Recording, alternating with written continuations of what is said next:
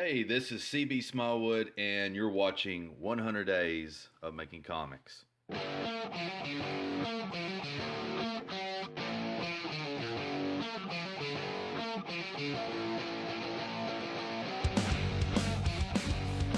right.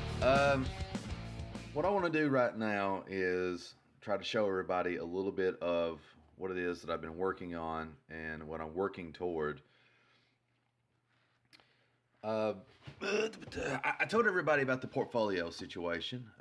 I've told you all about like how I want to beef my portfolio up, fill my sketchbooks up, and have stuff to take to conventions. But I also want to make a comic book. Now, will I be able to get it done within 100 days? Honestly, don't know. I mean, but I do think it's something worthy to shoot for. First of all, before I go any further, um, where is the cover for this thing?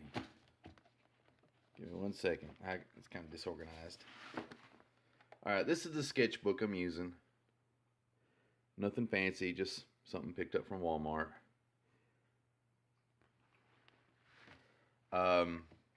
Now, what you're looking at here is the hypothetical first page of my own original comic.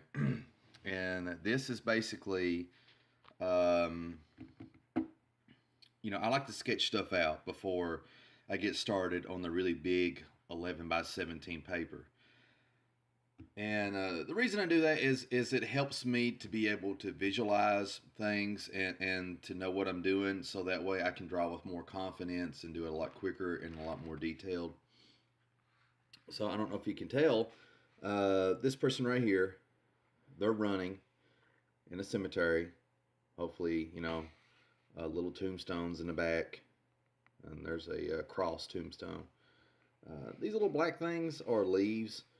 When I do the big paper, I'll make them look more like leaves, and then there's like an effect that I wanted to do over the black of the cross where the leaves would be white. I don't know how well that would turn out, but we'll see.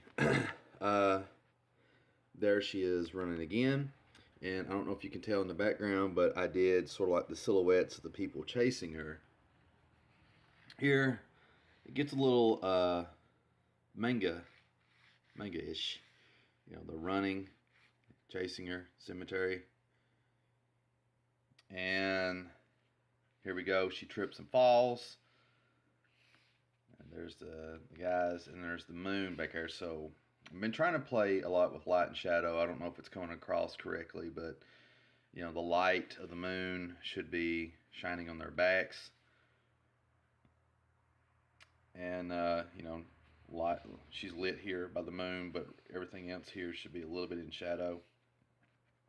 So I like how that turned out. And I've been using, I've been experimenting with these new markers that I have. These are called, I have trouble with this, Ohuhu. Ohuhu. Ohuhu. I can't pronounce it. I can't do it. I've struggled with it. I call them Ohuhu. I don't know if that's right or not. I got these on Amazon. I was trying to find a cheap alternative to Coptic markers. And I like these. I've never used Coptics before. I really wanted to get them. But they're like $5, $4 or $5 a pen. And I think I paid like $20 for, I don't know, about 30 of these maybe. So I've just been using three basic colors: orange, kind of like a brown, and kind of like a black, to color this. And I'm glad I did, because it helps me visualize what's going on more. Okay, so she's fell down. We got the villains. They're like, all right, you're gonna die. You got any last words? Oh, and I hate this panel. All right, this is a work in progress, okay? Don't judge me. I don't know what your all's problem, but I don't want to die either. Well, it ain't gonna go like that. I'll do the dialogue better than that, but you get the idea. Uh-oh. In the meanwhile, here's the silhouette of the bad guys, right? This should be behind them. I love this tree, by the way. I'm proud of my little tree. But that is a tombstone. And up, thump. And there's like little debris blasting off because something inside the grave is being disturbed. And here, this is a crappy gun, crappy bat. And, the villains are like, you thought you could run, but it did you no good, did it? I don't know what your guys' problems is. Oh, gosh.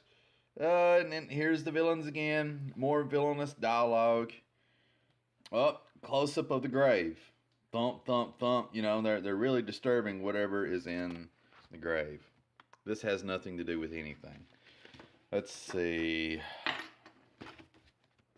I had another page. Oh, here we go. Here we go. A little disorganized here. I didn't color these, but more villainous dialogue.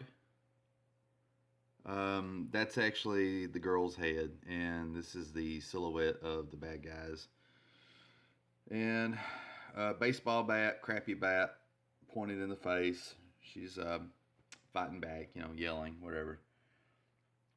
Close up of a hand holding something. Click.